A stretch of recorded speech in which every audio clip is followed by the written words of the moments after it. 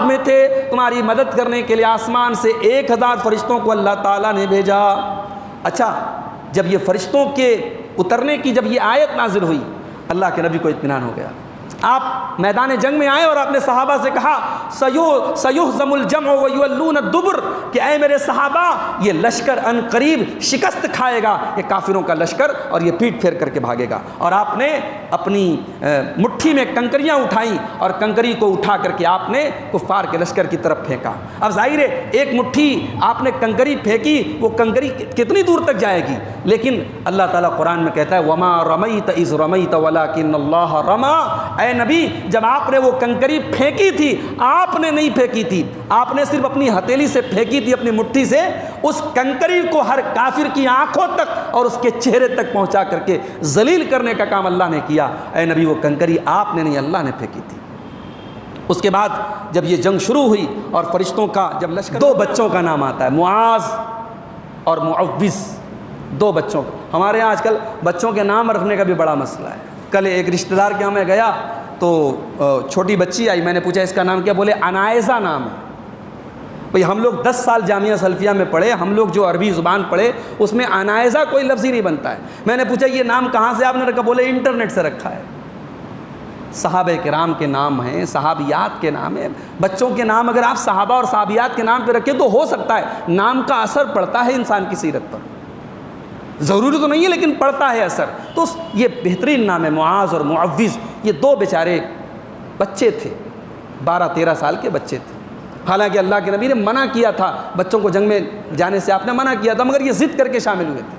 اور یہ طاق میں تھے ابو جہل کے، کیونکہ ان کو کسی نے بتایا تھا کہ یہ اللہ کے نبی کو گالیاں دیتا تھا، برا بھلا کہتا تھا، اور ان دونوں نے حملہ کیا۔ اور ابو جہل جو بڑا متکبر اور بڑا گھمنڈی اور اس امت کا فرعون تھا، بھی قرار دیا ہے۔ سورہ آل عمران کی جو آیت میں نے آپ کے سامنے پڑھی ہے، اس آیت میں اللہ تعالیٰ نے خاص طور سے غزوہ بدر کا ذکر کیا۔ وَلَقَدْ نَصَرَكُمُ اللَّهُ بِبَدْرٍ وَأَنْتُمْ أَذِلَّةٌ، یاد کرو اے مسلمانوں، تم کمزور تھے، بدر کے میدان میں اللہ نے تمہاری مدد کی تھی جب تم انتہائی کمزور تھے، لڑائی کے قابل نہیں تھے، مقابلے کے قابل نہیں تھے، تم سے کہیں زیادہ تعداد میں سامنے والا لشکر تھا، پھر بھی اللہ نے تمہاری مدد کی تھی۔ اور سورہ انفال میں اللہ تعالیٰ نے اور تفصیل سے سورہ انفال کے 10ویں پارے کے شروع میں غزوہ بدر کا ذکر کیا۔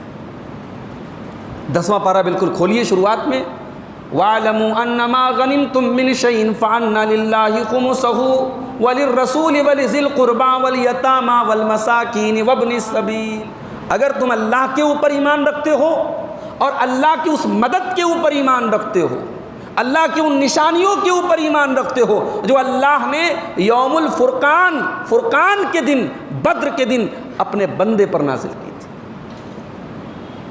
واللہ علی کل شیء قدیر، اللہ ہر شے پر قادر ہے۔ اللہ 313 کو 1000 کے لشکر پر غلبہ عطا کر سکتا ہے، اللہ ہر شے پر قادر ہے۔ اذ انتم بالعدوۃ الدنیا وهم بالعدوۃ القصوى والركب اسفل منکم، اے مسلمانوں یاد کرو جب تم بدر کے میدان میں مدینہ سے قریبی سائیڈ میں تھے، تمہارا دشمن مدینہ سے دور کی سائیڈ میں تھا، والركب اسفل منکم، اور ابو سفیان کا جو قافلہ تھا مال تجارت کا وہ سمندر کے راستے جا رہا تھا، ولو تواعدتم لاختلفتم فی المیعاد، اگر تم نے پہلے سے آپس میں طے کیا ہوتا تو شاید یہ جنگ نہ ہو پاتی اور تم اختلاف، 2 لوگ بیٹھے تو 2 لوگ پیدل چل رہے ہیں، پھر وہ لوگ تھک گئے تو جو پیدل چل رہے ہیں وہ سوار ہو گئے، یہاں تک کہ خود اللہ کے نبی صلی اللہ علیہ وسلم، بھئی کمانڈر ہو تو ایسا ہو، لیڈر ہو تو ایسا ہو۔ لیڈر وہ نہیں ہے کہ قوم پسینے میں رہے اور لیڈر اے سی میں بیٹھے، لیڈر وہ نہیں ہے۔ اللہ کے نبی خود بھی حضرت علی کے ساتھ اور حضرت ابو لبابہ ابن منذر کے ساتھ آپ باری باری اونٹ پر، کچھ دور آپ پیدل چلتے، کچھ دور وہ لوگ، حالانکہ وہ لوگ تیار نہیں تھے، اللہ کے نبی ہم سواری پر بیٹھے اور آپ پیدل چلیں، تو اللہ کے نبی نے جواب دیا کہ ایسا تو نہیں تم مجھ سے زیادہ طاقتور ہو، بھئی تم میرے برابر ہو، ایسا نہیں کہ تمہارے اندر طاقت مجھ سے زیادہ ہے، میں کیوں اپنے اجر و ثواب سے محروم رہوں، تو ہم بھی باری باری چلیں گے۔ اللہ کے نبی بھی ان صحابہ کے ساتھ پیدل چل رہے تھے۔ اللہ، اب جب یہ بدر میں پہنچنے والے تھے تو راستے میں اب یہ پتہ چلا، اچھا ادھر ابو سفیان کو پتہ لگ گیا وما تخلف منا رجل واحد، اے اللہ کے نبی ایک بھی انصار میں سے کوئی ایک آدمی بھی پیچھے نہیں رہے گا، انا لصبر فی الحرب لصدق فی اللقاء، اے اللہ کے نبی ہم جنگ کے میدان میں ڈٹے رہنے والے اور دشمن سے مقابلے کے ٹائم ثابت قدم رہنے والے لوگوں میں سے ہیں، اے اللہ کے نبی اگر یہ جنگ ہوئی لعل اللہ یریک منا ما تقر به عینک، ہو سکتا ہے کہ اللہ تعالیٰ وہ منظر آپ کو دکھا دے، آپ کی آنکھیں ٹھنڈی ہو جائیں، آپ کے دل کو قرار مل جائے، اے اللہ کے نبی ہم مدد کا وعدہ کرتے ہیں، آپ اللہ کا نام لے کر کے نکلیے۔ یہ جب اسپیچ دی حضرت سعد بن معاذ نے، اللہ کے نبی کا چہرہ کھل اٹھا اور آپ مطمئن ہو گئے کہ ہاں اب یہ میرے صحابہ میرے ساتھ تھے۔ جب آپ بدر پہنچے تو حضرت حباب ابن منذر ایک صحابی تھے، انہوں نے یہ رائے دی کہ اللہ کے نبی پہلا کام یہ کیجئے کہ کنواں کو آپ اپنے قبضے میں کر لیجیے۔ السلام علیکم ورحمۃ اللہ وبرکاتہ۔ الحمد للہ نحمده ونستعینه ونستغفره ونعوذ باللہ من شرور انفسنا ومن سیئات اعمالنا، من يهده الله فلا مضل له ومن يضلل فلا هادي له، واشهد ان لا اله الا الله وحده لا شريك له، واشهد ان محمدا عبده ورسوله، یا ایھا الذین آمنوا اتقوا اللہ حق تقاته ولا تموتن الا وانتم مسلمون، یا ایھا الناس اتقوا ربکم الذی خلقکم من نفس واحدہ وخلق منها زوجها وبث منهما رجالا كثيرا ونساء، واتقوا اللہ الذی تساءلون به والارحام ان اللہ کان علیکم رقیبا، یا ایھا الذین آمنوا اتقوا اللہ وقولوا قولا سدیدا یصلح لکم اعمالکم ویغفر لکم ذنوبکم ومن یطع اللہ ورسولہ فقد فاز فوزا عظیما، اما بعد فإن خیر الحدیث کتاب اللہ وخیر الہدی ہدی محمد صلی اللہ علیہ وسلم، وشر الامور محدثاتها وکل محدثۃ بدعہ وکل بدعۃ ضلالہ وکل ضلالۃ فی النار۔ اعوذ باللہ من الشیطان الرجیم، بسم اللہ الرحمن الرحیم، وَلَقَدْ نَصَرَكُمُ اللَّهُ بِبَدْرٍ وَأَنْتُمْ أَذِلَّةٌ فَاتَّقُوا اللَّهَ لَعَلَّكُمْ تَشْكُرُونَ۔ محترم حاضرین، بزرگوں اور دوستوں، نوجوان ساتھیوں، مقامی جمعیت اہل حدیث مدن پورہ کی طرف سے طیب شاہ کی اس مسجد میں پچھلے کچھ عرصے سے سیرت النبی علی صاحبہا افضل الصلاۃ والسلام کے موضوع پر سلسلے وار گفتگو آپ سماعت فرما رہے ہیں، اور اسی سلسلے کی ایک کڑی کے تحت آج میں آپ کے سامنے حاضر ہوا ہوں۔ اللہ کے نبی صلی اللہ علیہ وسلم کی مدنی زندگی میں مدینہ جانے کے بعد کی جو آپ کی زندگی ہے، ہجرت کے بعد کی جو زندگی ہے، اس زندگی کا ایک بہت بڑا واقعہ، اتنا بڑا واقعہ کہ قرآن کریم نے اس واقعے کو یوم الفرقان قرار دیا ہے۔ جنگ بدر جس دن ہوئی، اس دن کو قرآن نے یوم الفرقان کہا۔ فرقان کا مطلب ہوتا ہے حق اور باطل کے درمیان فرق کرنے والی چیز۔ گویا جنگ بدر نے فیصلہ کر دیا کہ حق پر کون ہے اور باطل پر کون ہے۔ ایک طرف 313 کا لشکر ہے، بے سر و سامان، 2 گھوڑے 70 اونٹ، یہ سواری تھی اس اسلامی قافلے کی۔ دوسری طرف 1000 کا لشکر جو جنگ کرنے کے مقصد سے پریپیئر ہو کر کے آیا ہے، ہتھیاروں سے لیس ہو کر کے آیا ہے، کوئی ریشیو نہیں ہے۔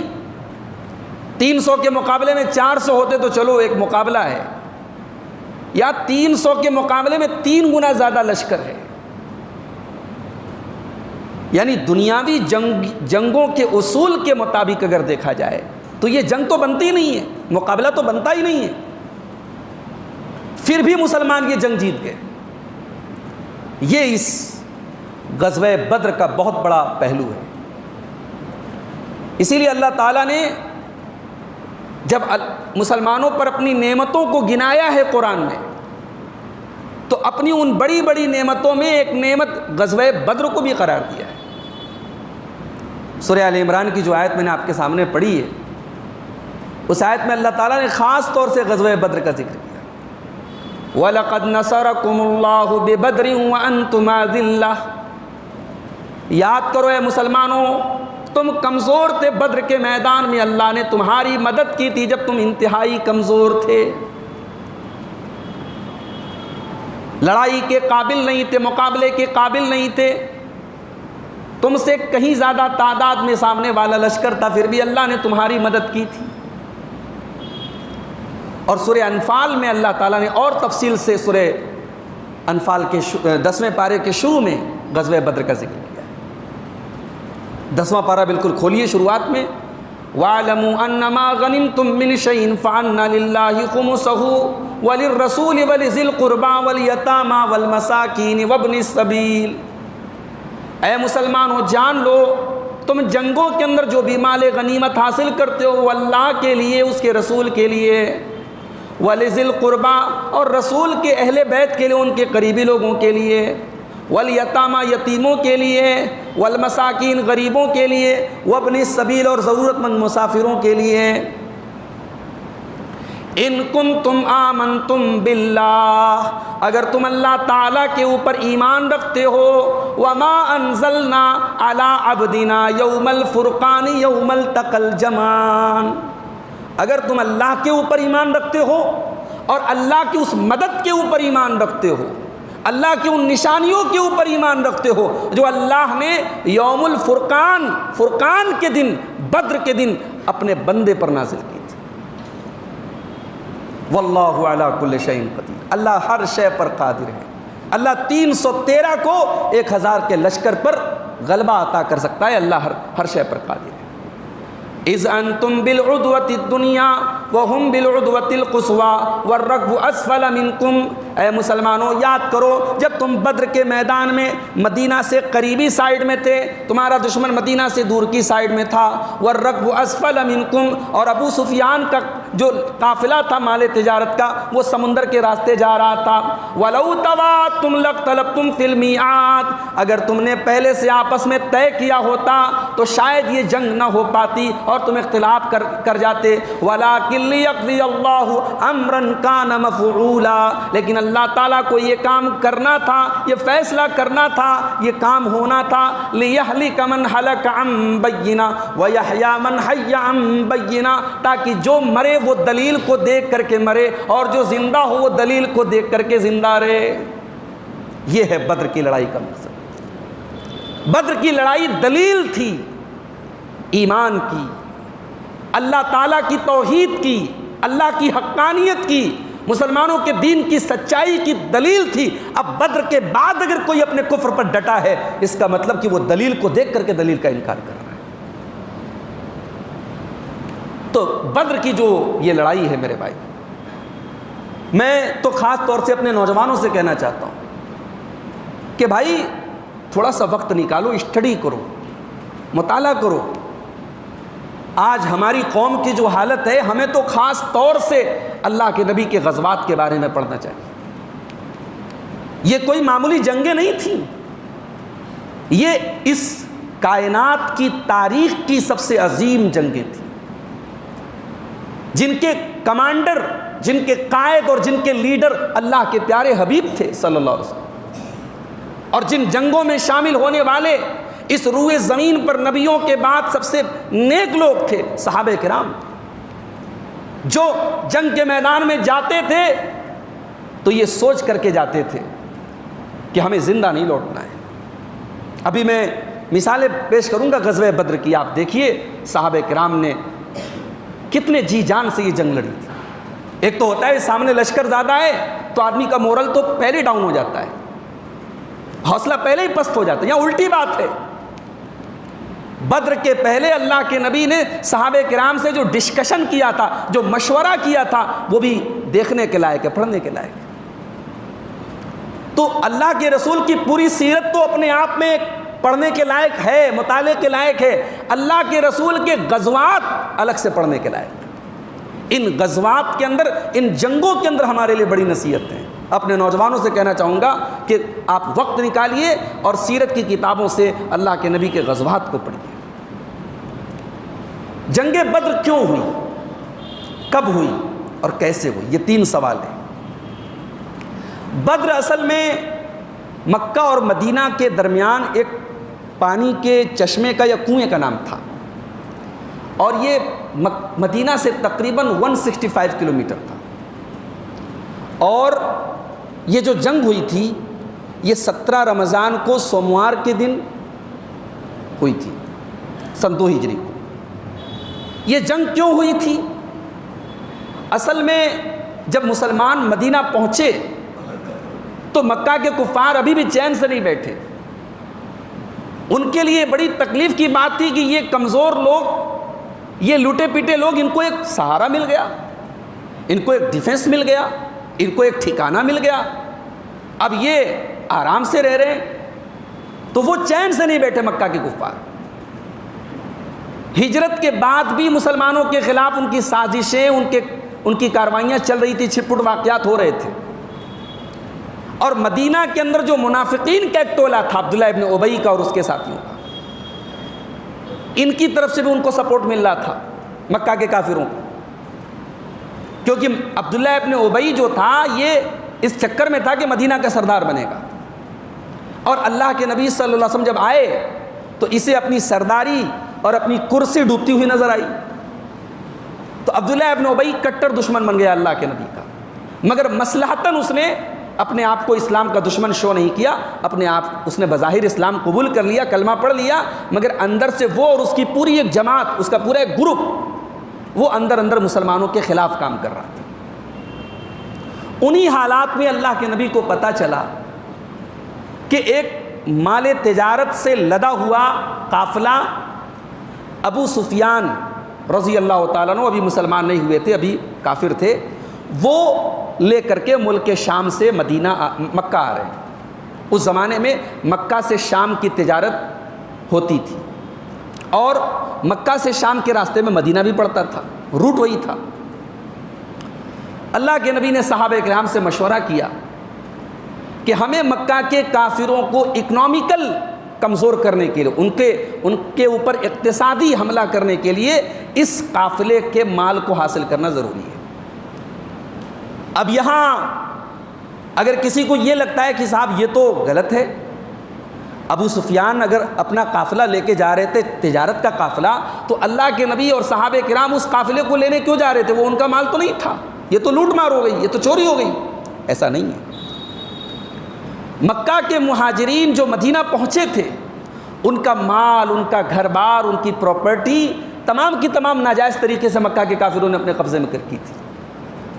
تو اس ظلم کا بدلہ لینے کے لیے، ان کو اکنامیکلی کمزور کرنے کے لیے اس قافلے کو حاصل کرنا اور اس پر قبضہ کرنا یہ کوئی غلط نہیں تھا۔ اللہ کے نبی صلی اللہ علیہ وسلم نے کسی جنگ کے ارادے سے نہیں، اس قافلے کے مال کو حاصل کرنے کے لیے صحابہ کرام کو لیا اپنے، اور مدینہ سے آپ نکلے۔ آپ کے ساتھ 310 سے زیادہ لوگ تھے۔ 313 کی گنتی مشہور ہے، لیکن ایگزیکٹ گنتی 313 حدیثوں میں نہیں ملتی ہے۔ عربی میں بضع کا لفظ آتا ہے جو 3 سے 9 تک بولا جاتا ہے، تو 310 سے لے کر کے 320 کے اندر یہ لوگ تھے۔ اس میں 240 سے زیادہ تو انصار تھے، مدینہ کے انصار تھے، اور باقی مہاجرین تھے۔ 2 گھوڑے تھے اور 70 اونٹ تھے۔ اب آپ اندازہ لگائیے کہ آدمی 300 پلس ہیں اور سواری صرف 70 ہے، اور 150 کلومیٹر کا سفر بھی کرنا ہے۔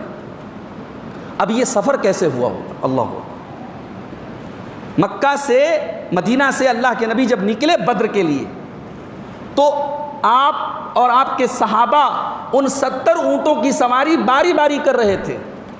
ایک اونٹ پر کئی لوگ، 2 لوگ بیٹھے تو 2 لوگ پیدل چل رہے ہیں، پھر وہ لوگ تھک گئے تو جو پیدل چل رہے ہیں وہ سوار ہو گئے، یہاں تک کہ خود اللہ کے نبی صلی اللہ علیہ وسلم، بھئی کمانڈر ہو تو ایسا ہو، لیڈر ہو تو ایسا ہو۔ لیڈر وہ نہیں ہے کہ قوم پسینے میں رہے اور لیڈر اے سی میں بیٹھے، لیڈر وہ نہیں ہے۔ اللہ کے نبی خود بھی حضرت علی کے ساتھ اور حضرت ابو لبابہ ابن منذر کے ساتھ آپ باری باری اونٹ پر، کچھ دور آپ پیدل چلتے، کچھ دور وہ لوگ، حالانکہ وہ لوگ تیار نہیں تھے۔ اللہ کے نبی ہم سواری پر بیٹھے اور آپ پیدل چلیں، تو اللہ کے نبی نے جواب دیا کہ ایسا تو نہیں کہ تم مجھ سے زیادہ طاقتور ہو، بھئی تم میرے برابر ہو، ایسا نہیں کہ تمہارے اندر طاقت مجھ سے زیادہ ہے، میں کیوں اپنے اجر و ثواب سے محروم رہوں، تو ہم بھی باری باری چلیں گے۔ اللہ کے نبی بھی ان صحابہ کے ساتھ پیدل چل رہے تھے۔ اللہ، اب جب یہ بدر میں پہنچنے والے تھے تو راستے میں اب یہ پتہ چلا، اچھا ادھر ابو سفیان کو پتہ لگ گیا کہ مسلمان ہمارے اس قافلے کو حاصل کرنے کے لیے چل چکے ہیں مدینہ سے۔ ابو سفیان نے فوراً اپنے قاصد کو بھیجا مکہ کہ یہ میرا پورا مال سے بھرا ہوا قافلہ، یہ پورا مال تجارت خطرے میں ہے، مسلمانوں کا حملہ ہونے والا ہے، جلدی سے ہمیں مدد بھیجو۔ اب مکہ کے مشرکین کو ظاہر تاؤ آیا کہ یہ لوٹے پیٹے لوگ ہمارا قافلہ حاصل کرنے کے لیے نکل چکے ہیں۔ انہوں نے 1000 کی فوج، مکمل فوج تیار کی، اور اس فوج میں بڑے بڑے جو ان کے لیڈر تھے، امیہ ابن خلف، شیبہ، عتبہ، ولید ابن عتبہ، ابو جہل، یہ سب موجود تھے، اور 1000 کا پورا لشکر تیار ہو کر کے مکہ سے نکل گیا۔ اللہ کے نبی صلی اللہ علیہ وسلم جب تک بدر پہنچتے، ابو سفیان کا وہ تجارتی قافلہ ساحل سمندر، اچھا ساحل سمندر بدر سے کافی دور تھا، ساحل سمندر کے راستے وہ نکل چکا تھا، یعنی سیف وہ قافلہ بچ کر کے مسلمانوں کے ہاتھ سے نکل چکا تھا۔ ابو سفیان نے یہ رپورٹ بھی بھجوا دی مکہ کے کافروں کے پاس کہ میرا قافلہ نکل چکا ہے، مجھے خطرہ نہیں ہے مسلمانوں سے، اور مسلمان بدر پہنچ چکے تھے۔ اب جو کافروں کا لشکر آیا تھا ان میں آپس میں اختلاف ہونے لگا کہ بھی ہمیں کیا کرنا چاہیے، اب ہمارا قافلہ تو بچ گیا، ہمیں ریٹرن لوٹ جانا چاہیے، جنگ کرنی چاہیے۔ ان میں آپس میں اختلاف ہوا، لیکن ابو جہل جو اس امت کا فرعون کہا جاتا ہے، اس کو اسلام کی دشمنی میں بڑا ٹاپ کا نام ہے ابو جہل کا نام، اس لیے علامہ اقبال کہتے ہیں ابو جہل اور ابو لہب یہ 2 ٹاپ کے نام ہیں۔ علامہ اقبال کہتے ہیں نا کہ ستیزہ کار رہا ہے ازل سے تا امروز، چراغ مصطفی سے شرار بو لہبی۔ اللہ کے نبی کے چراغ سے ابو لہب کے شرارے کا جو یہ ٹکراؤ ہے، یہ جو کشمکش ہے، یہ ازل سے چلی آ رہی ہے۔ بھئی آدم علیہ السلام اور ابلیس کے دور سے یہ حق اور باطل کے درمیان جو ٹکراؤ ہے، جو تصادم ہے، وہ چلا آ رہا ہے۔ تو ابو جہل کی رائے تھی کہ جنگ ہوگی، اب یہ جنگ طے ہو گئی۔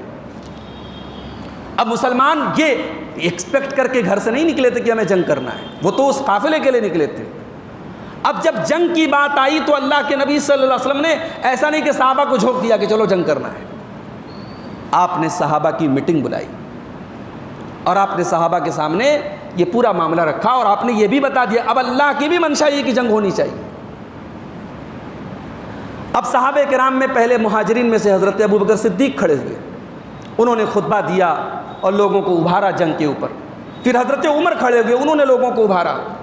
پھر حضرت مقداد ابن عمرو کھڑے ہوئے، انہوں نے کہا اے اللہ کے نبی، ہم موسیٰ کے ساتھیوں کی طرح نہیں ہیں، ہم آپ سے کہہ دیں اذهب انت وربک فقاتلا انا ھاہنا قاعدون، ہم موسیٰ کے ساتھی نہیں ہیں کہ کہہ دیں آپ جائیے، آپ لڑیے، آپ کا رب لڑے، ہم تو بیٹھے رہیں گے، ہم ویسے نہیں ہیں اللہ کے نبی۔ اے اللہ کے نبی لو سرت بنا الی برق الغماد، اگر آپ مدینہ سے ہمیں یمن کے آخری کونے برق الغماد تک لے کے جائیں گے، لجالدنا معک، ہم آپ کے ساتھ لڑنے کے لیے تیار ہیں۔ یہ 3 لوگ کھڑے ہوئے، یہ تینوں مہاجرین میں سے تھے۔ اللہ کے نبی اصل اپنے انصاری صحابہ کی رائے جاننا چاہتے تھے۔ اصل میں اللہ کے نبی نے انصار سے جو بیعت کی تھی، جو معاہدہ کیا تھا، جو ایگریمنٹ کیا تھا، اس ایگریمنٹ میں یہ کلوز تھا، یہ دفعہ لکھی تھی، یہ دفعہ تحریر ہوئی تھی، طے ہوئی تھی کہ مدینہ کے اندر اگر حملہ کیا کسی نے دشمن نے تو انصاری صحابہ کرام ڈیفنس میں مسلمانوں کا ساتھ دیں گے، اور یہ جنگ تو مدینہ کے باہر ہو رہی تھی، تو اس ایگریمنٹ کے باہر تھا یہ معاملہ۔ تو اللہ کے نبی جاننا چاہ رہے تھے اپنے انصاری صحابہ کی، اور اس لشکر میں ان کی تعداد زیادہ تھی، 240 پلس تھے انصاری صحابہ۔ تو جب انصاری صحابہ یہ سمجھ گئے کہ اللہ کے نبی ہماری رائے جاننا چاہتے ہیں، تو انصار میں سے ایک صحابی حضرت سعد بن معاذ رضی اللہ تعالیٰ عنہ کھڑے تھے، اور انہوں نے کھڑے ہو کر کے جو تقریر کی، اللہ اکبر، ہائے ہائے ہائے، وہ تقریر سننے کے لائق ہے، پڑھنے کے لائق۔ کہا اے اللہ کے نبی، آمنا بک وصدقنا بک، ہم آپ کے اوپر ایمان لائے، ہم آپ کی تصدیق کرتے ہیں، آپ کو اللہ کا سچا رسول مانتے ہیں۔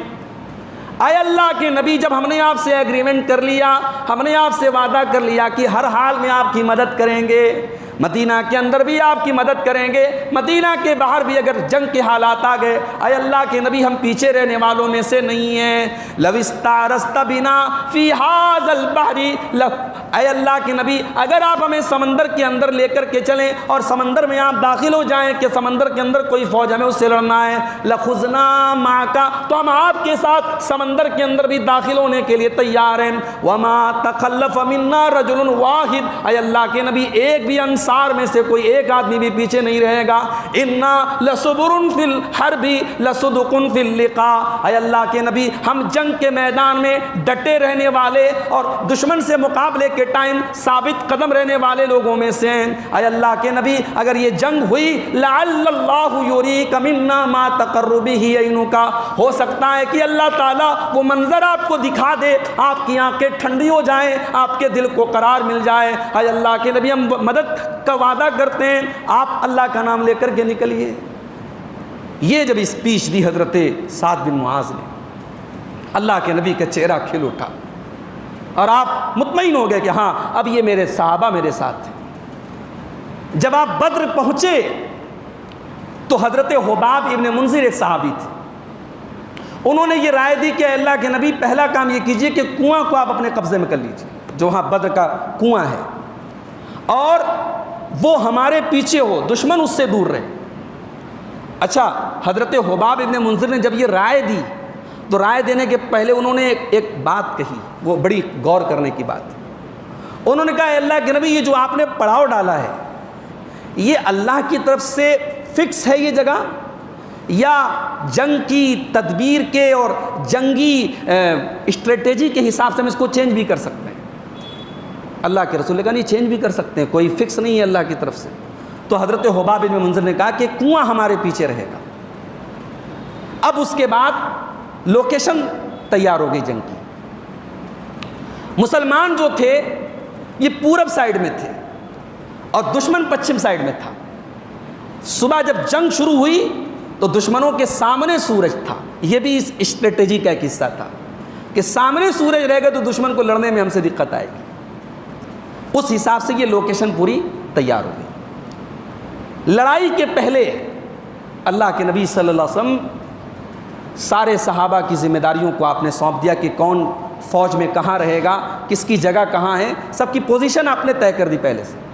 اور وہ رات آپ نے اللہ کی بارگاہ میں رو کر کے اور گڑ گڑا کر کے اور دعاؤں میں گزاری ہے۔ جنگ کے پہلے صحابہ کرام نے ایک مشورہ دیا کہ اللہ کے نبی آپ کے ڈیفنس کے لیے ہم چاہتے ہیں کہ جو ہمارا لشکر ہوگا، لشکر کے پیچھے ایک اونچا سا چھپر ہم بنائیں گے اور اس چھپر کے اندر آپ رہ کر کے آپ ہمیں کنٹرول کریں گے، اور آپ کے اس چھپر کے آس پاس بھی صحابہ کرام کی ٹیم رہے گی جو آپ کو سیکیورٹی دے گی۔ اس میں ایک نقطہ اور ایک سبق بھی ہے کہ جو کمانڈر ہو فوج کا، جو پوری فوج کو کنٹرول کر رہا ہو، اس کو ایکسٹرا سیکیورٹی ملنی چاہیے، اس کو جو ہے پلس سیکیورٹی ملنی چاہیے تاکہ مخالف جو ہے دشمن وہ آسانی سے اس پر حملہ نہ کر سکے۔ اللہ کے نبی کی سیکیورٹی کے لیے الگ سے وہ ایک ٹینٹ بنایا گیا، ایک خیمہ بنایا گیا اور اس میں اللہ کے نبی کو رکھا گیا۔ جنگ شروع ہونے کے پہلے فجر کی نماز پڑھائی اللہ کے نبی نے، اور صحابہ کرام کو جنگ کے اوپر ابھارا، اور جنگ کے اوپر ابھارنے کے بعد آپ نے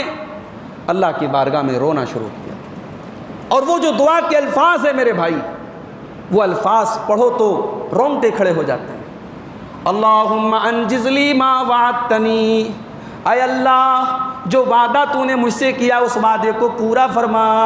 اللہم ان تہلک ہذہ العصابۃ لا تعبد فی الارض، اے اللہ اگر یہ مٹھی پر جماعت آج ہلاک ہو گئی، یہ 313 تیرے ماننے والے تیرے کلمہ کو اگر آج ہلاک ہو گئے، اے اللہ پھر روئے زمین پر تیری عبادت کرنے والا کوئی نہ ہوگا۔ یہ دعا کے الفاظ تھے۔ وہ 313 اللہ کے نبی کے لیے کتنے قیمتی تھے میرے بھائی، کہ آپ یہ جملہ استعمال کر رہے ہیں کہ اللہ اگر یہ ختم ہو گئے تو پھر تیری عبادت کرنے والا کوئی نہیں۔ یہی میری پونجی ہے، یہی میرا کیپٹل ہے۔ اسی لیے صحابہ کرام میں جو مقام اصحاب بدر کا ہے وہ کسی کا نہیں۔ ایک مرتبہ حضرت جبریل آئے، یہ بخاری کی روایت ہے، حضرت جبریل نے اللہ کے نبی سے پوچھا کہ ما تعدون اہل بدر فیکم، اے اللہ کے نبی جو بدر میں جو صحابہ شامل ہوئے ان کا مقام کیا سمجھتے ہیں آپ؟ کہا من افضل المسلمین، اللہ کے رسول نے کہا من افضل المسلمین، ہم بدر میں شامل ہونے والے لوگوں کو سب سے بہتر مسلمان سمجھتے ہیں۔ تو حضرت جبریل نے کہا کہ بدر میں شامل ہونے والے فرشتوں کو بھی ہم سب سے بہترین فرشتہ سمجھتے ہیں۔ اللہ اکبر۔ اس جنگ میں جو فرشتے آئے تھے ان فرشتوں کا مقام بھی دوسرے صحابہ سے ممتاز تھا۔ یہ بدر کی لڑائی تھی۔ اچھا، جنگ جب شروع ہوتی تھی اس زمانے میں ایک طریقہ تھا کہ پہلے انڈیویزول جنگ شروع ہوتی تھی، تو کفار قریش نے 3 لوگوں کو بھیجا، ایک عتبہ، ایک اس کا بھائی شیبہ اور ایک عتبہ کا بیٹا ولید۔ یہ 3 بڑے بڑے سردار تھے قریش کے، کفار کے۔ یہ تینوں آئے اور کہا کہ بھائی بھیجو ہمارے مقابلے میں۔ اللہ کے نبی صلی اللہ علیہ وسلم نے انصار میں سے 3 صحابہ کو بھیجا۔ تو اب ان لوگوں نے کہا بھائی یہ انصار کے لوگ ہمارے جوڑ کے نہیں ہیں، ہمارے بھائیوں کو بھیجو، ہمارے خاندان کے لوگوں کو بھیجو۔ قریش کے لوگ کہاں مر گئے، ہمارے خاندان کے لوگ کہاں چلے گئے، ہمارے مقابلے میں ہمارے لوگوں کو بھیجو، انصاریوں سے ہم نہیں لڑیں گے، یہ مدینہ کے لوگ ہیں، یہ ہمارے لیول کے نہیں، ہمارے اچھا یہ دیکھو نسبی غرور بہت تھا ان کے اندر۔ وہ قریش کے لوگ اپنے برابر کسی کو سمجھتے نہیں تھے، کہا یہ ہمارے مقابلے کے نہیں۔ اللہ کے نبی نے کہا چلو تمہاری یہ خواہش بھی پوری کر دیتے ہیں۔ آپ نے حضرت حمزہ کو بھیجا، حضرت علی کو بھیجا، اور اپنے چچا زاد بھائی حضرت عبیدہ ابن حارث کو بھیجا۔ اب یہ عتبہ کے مقابلے میں حضرت حمزہ تھے، اور شیبہ کے مقابلے میں حضرت علی تھے، اور ولید کے مقابلے میں حضرت عبیدہ ابن حارث تھے۔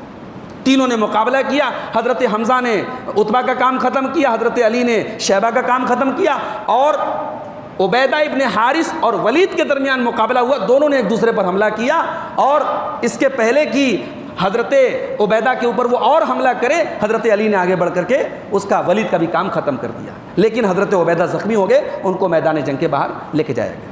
اب اس کے بعد جنرل جنگ شروع ہو گئی، عام جنگ شروع ہو گئی۔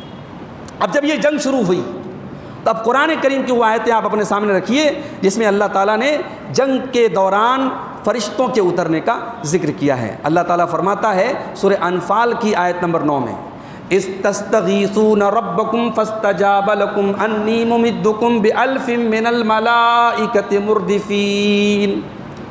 اے مسلمانوں یاد کرو جب تم اللہ تعالیٰ سے دعائیں کر رہے تھے، اللہ نے تمہاری مدد کرنے کے لیے فرشتوں کو بھیجا۔ 1000 فرشتے، تم 313 کی تعداد میں تھے، تمہاری مدد کرنے کے لیے آسمان سے 1000 فرشتوں کو اللہ تعالیٰ نے بھیجا۔ اچھا، جب یہ فرشتوں کے اترنے کی جب یہ آیت نازل ہوئی، اللہ کے نبی کو اطمینان ہو گیا۔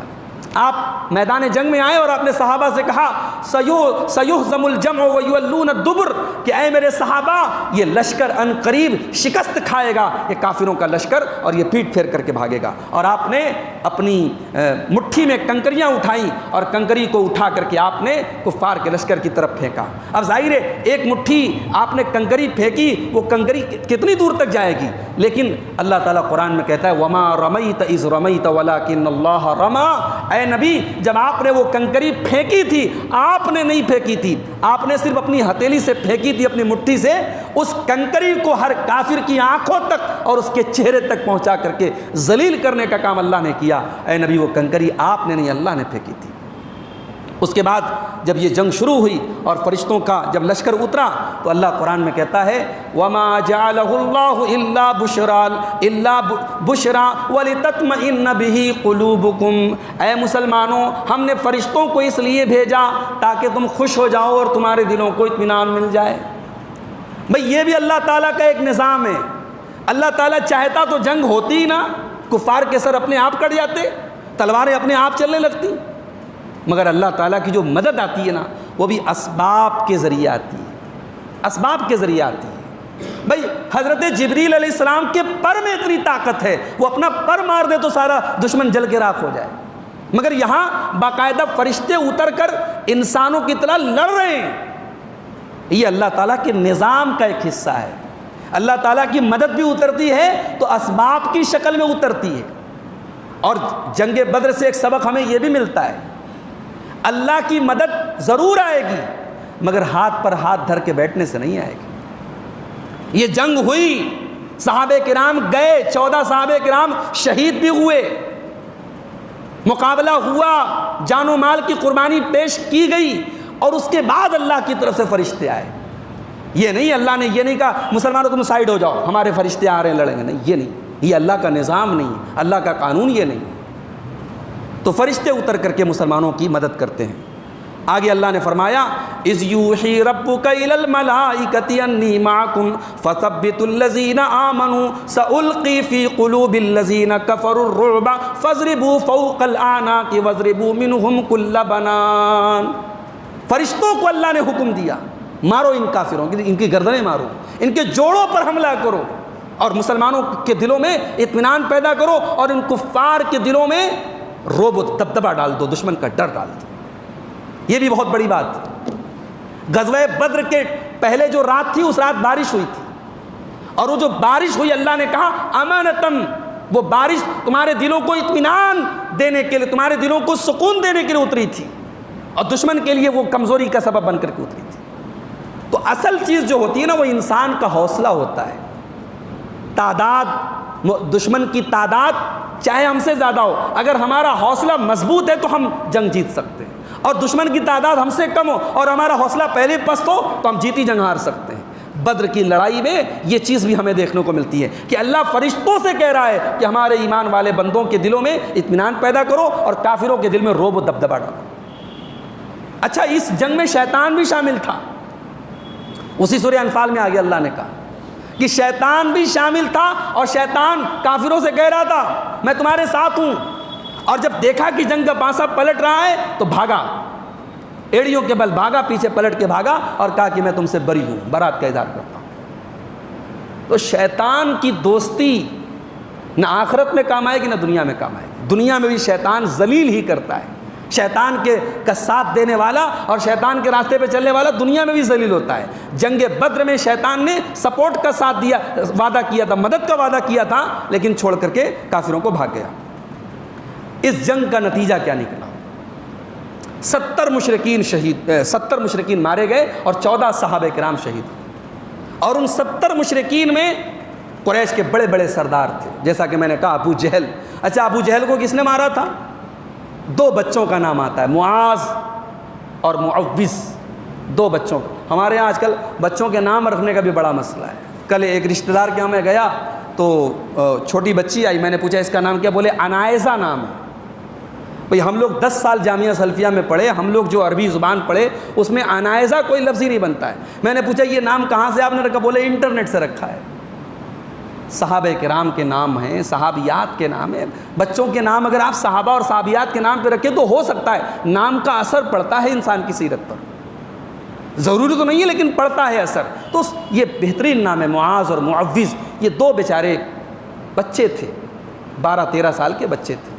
حالانکہ اللہ کے نبی نے منع کیا تھا، بچوں کو جنگ میں جانے سے آپ نے منع کیا تھا، مگر یہ ضد کر کے شامل ہوئے تھے، اور یہ طاق میں تھے ابو جہل کے، کیونکہ ان کو کسی نے بتایا تھا کہ یہ اللہ کے نبی کو گالیاں دیتا تھا، برا بھلا کہتا تھا، اور ان دونوں نے حملہ کیا، اور ابو جہل جو بڑا متکبر اور بڑا گھمنڈی اور اس امت کا فرعون تھا، اسے اللہ تعالیٰ نے ان 2 بچوں کے ذریعے اس کو جو ہے جنگ کے میدان میں، جنگ بدر کے میدان میں گرایا اور اس کا کام ختم کیا حضرت عبد الرحمن ابن عوف رضی اللہ تعالیٰ۔ اسی طریقے سے امیہ ابن خلف، جس نے حضرت بلال کو تپتی ریتوں پہ لٹا کے ان پر ظلم و ستم کیا تھا، بلال نے اپنے ہاتھوں سے امیہ ابن خلف کو مارا تھا، اور بلال کے کلیجے کو آج ٹھنڈک ملی تھی۔ تو بدر کی لڑائی میں ان مظلوم صحابہ کرام کے آج آنسو ایک طریقے سے بدر کی لڑائی میں پوچھے تھے، ان کے دلوں کو سکون پہنچایا تھا بدر کی لڑائی نے۔ ان 70 صنادید قریش کے بڑے بڑے سردار آج واصل جہنم ہوئے تھے اور سب ختم ہوئے تھے، اور 14 صحابہ کرام شہید ہوئے تھے جن کی جنازے کی نماز آپ نے پڑھائی اور وہیں ان کو دفن کیا۔ آج بھی آپ جب بدر جائیں گے تو وہاں شہدائے بدر کی قبریں آپ کو نظر آ جائیں گی۔ اور یہ جو 70 کفار مرے تھے ان کو اللہ کے نبی نے کنویں کے اندر ڈلوا دیا تھا، اور 3 دن تک آپ بدر میں ٹھہرے رہے، اور جب آپ وہاں سے جانے لگے تو اس کنویں کے پاس آپ گئے اور آپ نے نام لے لے کر کے کہا کہ اے فلاں اے فلاں اے فلاں، ہم نے تو اللہ نے ہم سے جو وعدہ کیا تھا ہم نے تو دیکھ لیا، اللہ کا وعدہ سچا تھا، تم سے اللہ نے جو وعدہ کیا تم بھی دیکھ لو گے، جو عذاب کفر کی وجہ سے اور اللہ اور اس کے رسول کی نافرمانیوں کی وجہ سے جس عذاب کا وعدہ ہے وہ عذاب بھی تم دیکھ لو گے، ہم نے تو اللہ کی مدد دیکھ لی۔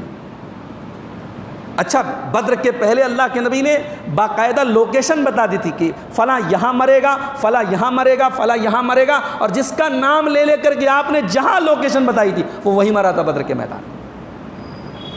اس کے بعد اب یہ جو قیدی ہاتھ لگے تھے، 70 لوگ تو مارے گئے اور کافی قیدی بھی ہاتھ لگے تھے، کچھ تو میدان چھوڑ کے بھاگ گئے، بہت سارے قیدی بھی تھے۔ اب ان قیدیوں کا کیا کیا جائے؟ اللہ کے نبی صلی اللہ علیہ وسلم پھر صحابہ کرام سے میٹنگ کی، مشورہ کیا۔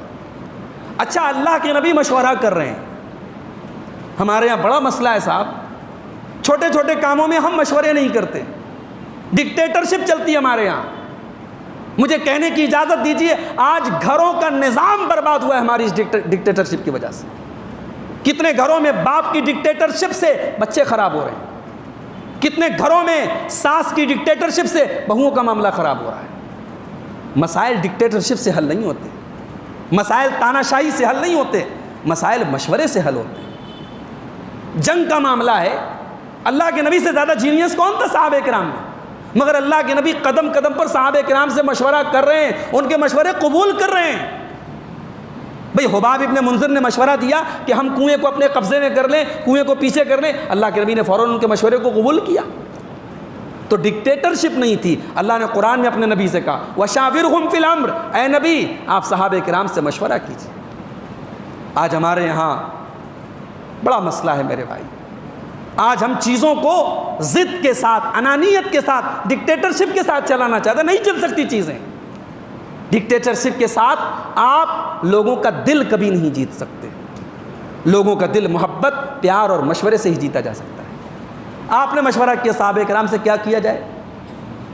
حضرت ابو بکر صدیق رضی اللہ تعالیٰ عنہ نرم مزاج آدمی تھے، انہوں نے کہا اللہ کے نبی میری رائے یہ ہے کہ یہ سب اپنے خاندان کے لوگ ہیں، اپنے قبیلے کے لوگ ہیں، اب جو مر گئے مقابلے میں جو بچ گئے ان کو پیسہ ویسہ لے کے چھوڑ دیا جائے، فدیہ لے کے چھوڑ دیا جائے۔ یہ حضرت ابو بکر کی رائے تھی۔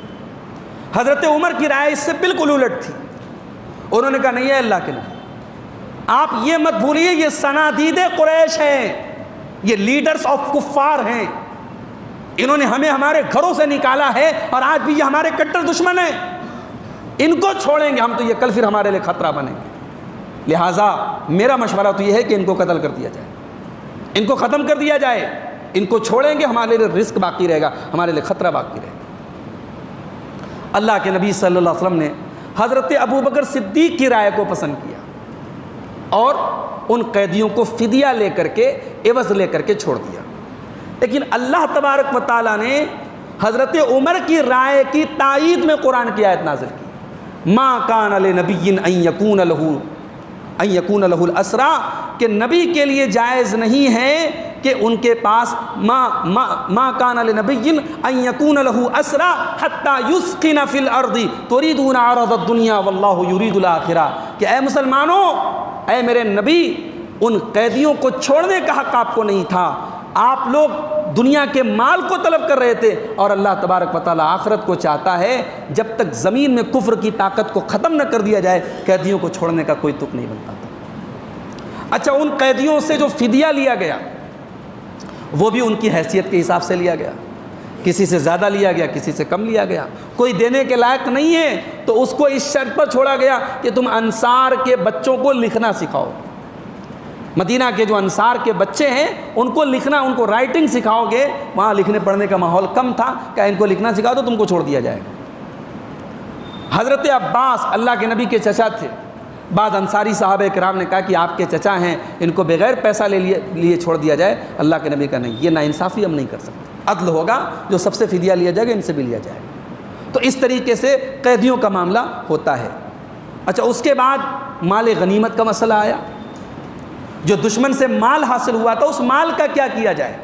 اب صحابہ کرام کے 3 گروپ تھے۔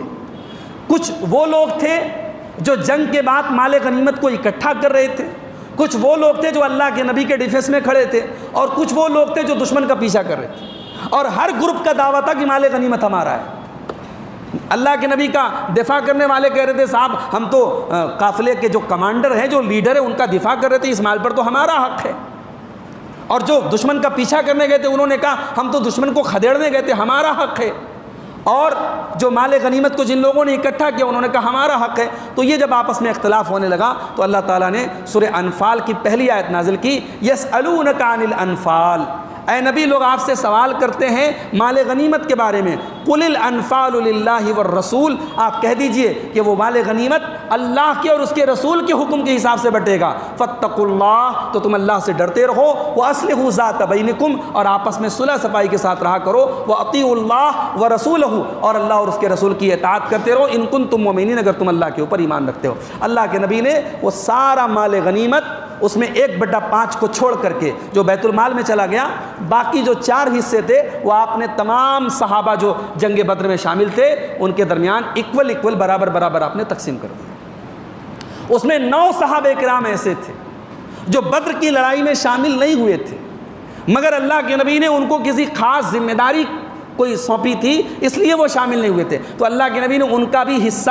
اس مال غنیمت میں لگایا، اور انہی میں سے حضرت عثمان غنی رضی اللہ تعالیٰ عنہ بھی تھے جو اس جنگ میں شامل نہیں ہوئے تھے، اور اس کے باوجود اللہ کے نبی نے ان کا حصہ اس میں لگایا تھا۔ غزوہ بدر سے کیا نصیحتیں ہمیں ملتی ہیں؟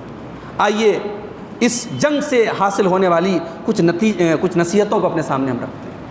سب سے پہلی نصیحت بدر کی لڑائی میں ہم کو یہ حاصل ہوئی کہ ایک مسلمان کے لیے اس کے دین اور ایمان اور عقیدے سے بڑھ کے کچھ بھی نہیں۔ مدینہ کے انصار نے اللہ کے نبی سے ایگریمنٹ کیا تھا کہ ہم مدینہ کے اندر آپ کی مدد کریں گے، مگر یہاں جب موقع پڑا انہوں نے کھل کر کے کہا کہ اللہ کے نبی ہم آپ کے لیے سمندر میں بھی چلنے کو تیار ہیں، اپنی جان کی بازی لگا دی۔ اور کتنے اس میں ایک انصاری صحابی تھے حضرت ربیع ابن حارث، انہوں نے تو ان کے جسم پر جب وہ شہید ہوئے تو 70 سے زیادہ زخم تھے، وہ یہ کہہ کر کے میدان جنگ میں داخل ہوئے کہ اب ہمیں زندہ نہیں رہنا ہے۔ تو انصاری صحابہ کرام نے خاص طور سے بدر کے میدان میں یہ دکھایا کہ وہ اپنے نبی سے کتنی محبت کرتے ہیں اور اپنے دین اور عقیدے کے لیے وہ کچھ بھی کر سکتے ہیں۔ بدر کی لڑائی سے ایک سبق ہمیں یہ بھی ملتا ہے کہ یہ جو اصحاب بدر تھے ان کی فضیلت ہمیں معلوم ہوتی ہے۔ اللہ کے نبی فرماتے ہیں لعل اللہ اطلع علی اہل بدر فقال اعملوا ما شئتم فقد غفرت لكم، اللہ تعالیٰ نے اہل بدر کی طرف جھانکا اور فرمایا کہ اے اہل بدر میں نے تم کو معاف کر دیا، تم جو چاہے کرو۔ یہ اصحاب بدر کی فضیلت تھی۔ اسی طریقے سے بدر کی لڑائی میں ہمیں ایک سبق یہ بھی ملا کہ اسباب کو اختیار کرنا یہ بھی توکل کا ایک حصہ ہے۔ اللہ کے نبی نے اللہ کی ذات پر بھروسہ کیا، رات بھر دعا کرتے رہے، مگر آپ نے پوری اسٹریٹجی تیار کی، پوری پوزیشن فوج کی تیار کی، آپ صحابہ کرام کو لے کر کے گئے، آپ نے جنگ لڑی۔ تو اسباب کو اختیار کرنا یہ بھی اللہ کے اوپر توکل کا ایک حصہ ہے۔ اللہ کے نبی صلی اللہ علیہ وسلم نے بدر کی لڑائی میں 2 صحابی آپ کے پاس آئے، کہا کہ اللہ کے نبی ہمیں دشمنوں نے اریسٹ کر لیا تھا اور ہم نے جان بچانے کے لیے یہ وعدہ کیا کہ ہم مسلمانوں کا ساتھ نہیں دیں گے، صرف جان بچانے کے لیے، لیکن ہم جان رہے ہیں کہ سچویشن بہت نازک ہے اور مسلمانوں کو ہماری مدد کی ضرورت ہے، تو اے اللہ کے نبی ہم اس لڑائی میں شامل ہونا چاہتے ہیں۔ آپ نے کہا نہیں، ہم نے وعدہ کر لیا، اب وعدہ کی وعدہ خلافی نہیں کر سکتے۔ جنگ کے میدان میں 313 کی معمولی تعداد آپ کے پاس ہے اور ایک ایک صحابی قیمتی ہے آپ کے لیے، پھر بھی آپ نے وعدہ خلافی نہیں کی۔ یہ جو دنیا والوں نے ایک اصول بنایا ہے، everything is fair in love and war, پیار اور جنگ میں سب جائز ہے، یہ دنیا کا مہا گھٹیا اصول ہے، مہا بکواس اصول ہے۔ اسلام اس اصول کے بالکل خلاف ہے، نہ پیار میں سب جائز ہے نہ جنگ میں سب جائز ہے۔ جنگ کے میدان میں اللہ کے نبی نے وعدہ خلافی کرنے کو جائز قرار نہیں دیا۔ اور اسی طریقے سے بدر کی لڑائی میں نے جیسا کہ بتایا کہ جب صحابہ کرام کے ساتھ اللہ کے نبی نکلے تو ایک اونٹ کے اوپر کئی لوگ باری باری سفر کرتے تھے، اور خود اللہ کے نبی نے بھی ایسا کیا، اور آپ نے حضرت علی سے اور حضرت ابو لبابہ سے کہا ما انتما باقوا منی، تم مجھ سے زیادہ طاقتور نہیں ہو، ولا انا باغنا عن الاجر منکما، اور ایسا نہیں کہ تم کو ثواب کی ضرورت ہے، مجھے ثواب کی ضرورت نہیں، مجھے بھی ثواب کی ضرورت ہے۔ تو قائد ایسا ہونا چاہیے، لیڈر ایسا ہونا چاہیے جو اپنی عوام کے ساتھ، اپنی پبلک کے ساتھ سکھ میں بھی کھڑا رہے اور دکھ میں بھی کھڑا رہے۔ مشورے کی اہمیت معلوم ہوئی غزوہ بدر سے کہ مشورہ لینا چاہیے، اور اچھا مشورہ ہو تو قبول کر لینا چاہیے۔ اللہ کے نبی نے ضرورت پڑی تو اپنی بیویوں کا مشورہ لیا ہے۔ صلح حدیبیہ کے موقع پر آپ نے حضرت ام سلمہ کا مشورہ، جب آپ کو بڑی ٹینشن میں انہوں نے دیکھا تو کہا کہ اللہ کے نبی کیا بات ہے، کیوں ٹینشن میں؟ کہا کہ میرے صحابہ میری بات نہیں مان رہے، میں کہہ رہا ہوں اپنے بال مڑوا دو اور اپنے جانوروں کی قربانی کر دو، کوئی تیار نہیں ہے۔ تو حضرت ام سلمہ نے رائے دی کہ آپ اٹھیے اور آپ اپنے بالوں کو مڑوائیے اور آپ اپنے جانور کی قربانی کیجئے، صحابہ کرام ضرور آپ کی پیروی کریں گے۔ تو آپ نے حضرت ام سلمہ کے اس مشورے کو قبول کیا۔ تو یہ بہت بڑا سبق ہے غزوہ بدر کا کہ ہمیں مشورے کو لینا چاہیے اور مشورہ قبول کرنا چاہیے۔ ایک سبق یہ بھی ملا کہ اللہ کی راہ میں شہادت جو ہوتی ہے یہ بہت بلند مقام ہے، یہ انسان کو جنت میں لے کے جانے والی چیز ہے۔ بدر کی لڑائی کے پہلے اللہ کے نبی نے کھڑے ہو کے جو اسپیچ دی تھی اس میں آپ نے کہا تھا قوموا الی جنت عرضها السماوات والارض، اے میرے صحابہ کھڑے ہو جاؤ اور چلو اس جنت کی طرف جس جنت کی چوڑائی آسمان اور زمین کے برابر ہے۔ تو ایک نوجوان صحابی حضرت ان کا نام تھا حضرت عمیر ابن حمام، وہ کھڑے ہوئے اور انہوں نے کہا کہ اللہ کے نبی کیا واقعی میں جنت، ہم اللہ کی راہ میں اگر لڑیں گے اور شہید ہو جائیں گے تو ہم ڈائریکٹ جنت میں جائیں گے؟ آپ نے کہا ہاں جنت میں جاؤ گے۔ وہ ان کے ہاتھوں میں کچھ کھجوریں تھی، وہ کھا رہے تھے، انہوں نے وہ کھجوریں زمین پر پھینک دی اور میدان جنگ میں کود پڑے اور اللہ کی راہ میں شہید ہو گئے۔ تو بدر کی لڑائی میں ان شہداء کی قربانیاں بھی ہمیں یاد رکھنی چاہیے، اور یہ شہداء جو شہید ہوئے اس 14 کے قریب صحابہ کرام، ان کی قربانیوں کی وجہ سے بھی اس جنگ میں اللہ تعالیٰ نے مدد کی۔ اور ایک چیز یہ بھی ہم دیکھتے ہیں کہ جنگ کے پہلے اللہ کے نبی نے جو پوزیشن اپنی بنائی، آپ نے اپنے آپ کو پورب سائڈ میں رکھا تاکہ دشمن کو لا محالہ پچھم میں رہنا پڑے۔ ایسا کیوں کیا آپ نے؟ یہ بھی جنگ کی اسٹریٹجی کا ایک حصہ تھا۔ تو قدرتی وسائل کو اپنے فیور میں استعمال کیا جا سکتا ہے جنگ کے میدان میں، یہ بھی اس سے ثابت ہوتا ہے۔ اسی طریقے سے عدل کا معاملہ ہم دیکھتے ہیں۔ جب اللہ کے نبی بدر کی لڑائی میں صفیں لگا رہے تھے، ایک صحابی تھے حضرت سواد ابن غزیہ رضی اللہ تعالیٰ، تو آپ اپنے چھڑی سے یا نیزے سے آپ صفوں کو لگا رہے تھے، تو وہ چھڑی جو تھی آپ کی وہ حضرت سواد ابن غزیہ کے پیٹ میں ہلکی سی ٹچ کر گئی اور ان کو ہلکی سی چوٹ لگی۔ تو حضرت سواد نے کہا کہ اللہ کے نبی آپ نے لقد اوجعتنی، آپ نے مجھے تکلیف پہنچائی، میں آپ سے قصاص لینا چاہتا ہوں۔ ابھی چند لمحوں کے بعد جنگ ہونے والی ہے اور اللہ کے نبی کا ایک صحابی اپنے کمانڈر سے کہہ رہا ہے آپ نے مجھے تکلیف پہنچائی، مجھے آپ سے قصاص لینا ہے، بدلہ لینا ہے۔ اللہ کے نبی نے کرتا اٹھایا، اپنا پیٹ کھول دیا، کہا لے لو بھائی بدلہ لے لو، مجھ سے قصاص لے لو۔ حضرت سواد نے چمٹ گئے آپ سے اور آپ کے پیٹ کو انہوں نے چوم لیا اور کہا اللہ کے نبی بس یہی مقصد تھا، جنگ کے پہلے آپ کے بدن سے ٹچ ہونا چاہتا تھا تاکہ جب اللہ کے یہاں جاؤں تو یہ آخری ملاقات آپ کے ساتھ ہو کہ میرا بدن آپ کے بدن سے مس ہو رہا ہے۔ یہ صحابہ کی محبت دیکھیے اللہ کے نبی سے، اور اللہ کے نبی کا عدل و انصاف دیکھیے میرے پیارے ساتھیوں۔ اسی طریقے سے بدر کی لڑائی سے ایک سبق یہ بھی ملتا ہے کہ اسلامی سوسائٹی کے لیے ایجوکیشن کتنی امپورٹنٹ ہے۔ بدر میں گرفتار ہونے والے ان قیدیوں سے جن کے پاس پیسہ نہیں تھا، مال نہیں تھا، ان کو اللہ کے نبی نے مدینہ کے انصار کے بچوں کو لکھنا سکھانے کی شرط پر چھوڑا۔ اس سے امپورٹنس لکھنے پڑھنے کی اور ایجوکیشن کی امپورٹنس ثابت ہوتی ہے۔ آج بڑے افسوس کے ساتھ کہنا پڑتا ہے کہ آج ہماری قوم کے اندر تعلیم کی بے حد کمی ہے۔ اچھے انسٹیٹیوشنز آپ کو غیر مسلموں کے ادارے میں علاقوں میں ملیں گے.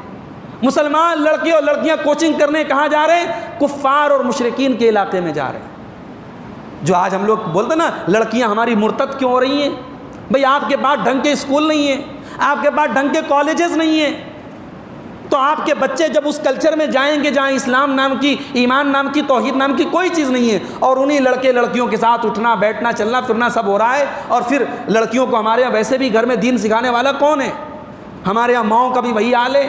اب کی جو مائیں ہیں موبائل والی ہیں, سوشل میڈیا والی ہیں. اب کے جو باپ ہیں وہ کاروبار والے ہیں, نہ باپ کے پاس بچوں کی تربیت کے لیے ٹائم ہے, نہ ماں کے پاس بچوں کی تربیت کے لیے ٹائم ہے.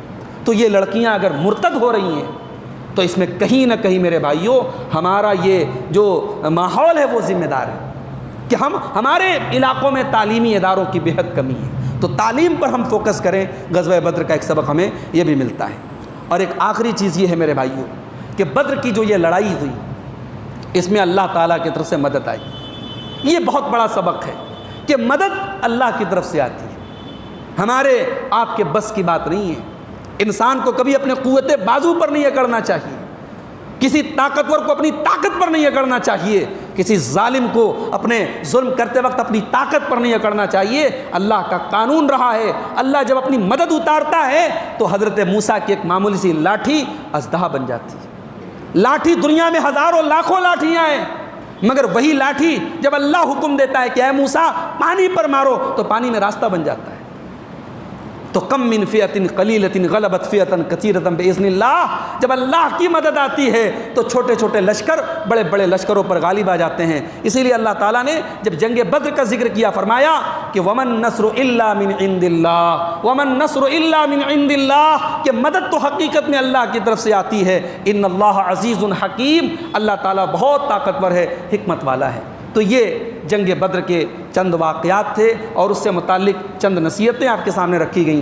میں امید کرتا ہوں کہ ہم اس جنگ سے جو نصیحتیں ہمیں ملتی ہیں ہم ان پر انشاءاللہ عمل کریں گے اور ہم اللہ کے رسول کی سیرت کو اپنانے کی کوشش کریں گے. اور اپنے بھائیوں سے پھر ایک بار کہتا ہوں کہ اللہ کے نبی کی سیرت کو اپنے مطالعے میں رکھیں. اللہ کے نبی صلی اللہ علیہ وسلم کی زندگی پر کوئی ایک کتاب بھی آپ لے لیں جو آسان ہو, جو عام فہم ہو, آپ وہ کتاب اپنے مطالعے میں رکھیں اور ضرور زندگی میں ایک بار کم سے کم اللہ کے رسول کی پوری سیرت کو آپ پڑھیں. اور یہ بڑا اچھا موقع ہے جو آپ کو اس دروس کے اس سلسلے کے ذریعے آپ کو نصیب ہو رہا ہے کہ علماء کرام کے بیانات کے ذریعے سلسلے وار آپ کو اللہ کے نبی کی پوری زندگی آپ کے سامنے مختصر ہی صحیح پیش کی جائے گی. دعا کیجیے رب العالمین ہمیں اللہ کے نبی سے سچی محبت کرنے کی توفیق عطا فرمائے. رب العالمین اس دعوتی کوشش کو جو جمعیت اہل حدیث کی طرف سے منعقد ہوئی ہے اللہ اس کوشش کو قبول فرمائے. جن علماء کے اب تک بیانات ہوئے ہیں یا آگے ہوں گے اللہ تعالی ہم سب کو ان بیانات کو سننے کی اور ان پر عمل کرنے کی توفیق عطا فرمائے. آمین. اقول قولی ھذا واستغفر اللہ لی ولکم ولسائر المسلمین. والسلام علیکم ورحمۃ اللہ وبرکاتہ.